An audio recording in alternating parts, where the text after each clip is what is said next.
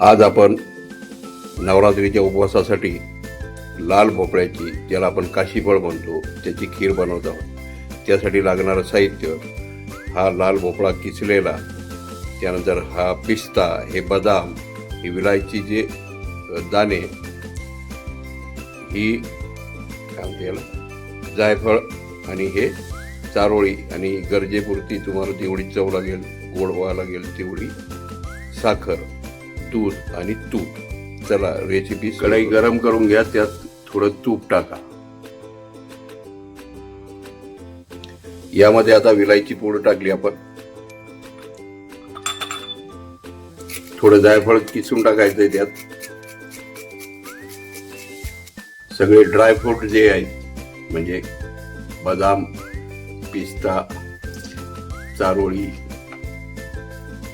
ही आपण यात टाकलेली आहे. तर थोडं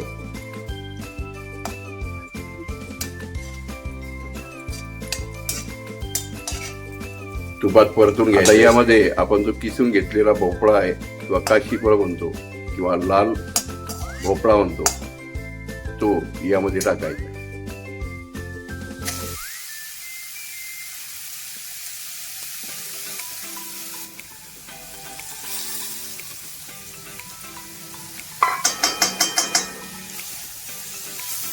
याला सुद्धा आता थोडा वेळ परतून घ्यायचं आहे. 3 ते 4 मिनिटं परतल्यावर त्यामध्ये आपण जेवढी आपल्याला गोड पाहिजे तेवढी साखर टाकायची आहे, आणि ही साखर विरघळेपर्यंत त्याला पुन्हा एकदा परतून घ्यायचं. त्यानंतर आपण यात आपल्याला आवश्यकतेनुसार दूध टाकणार आहोत.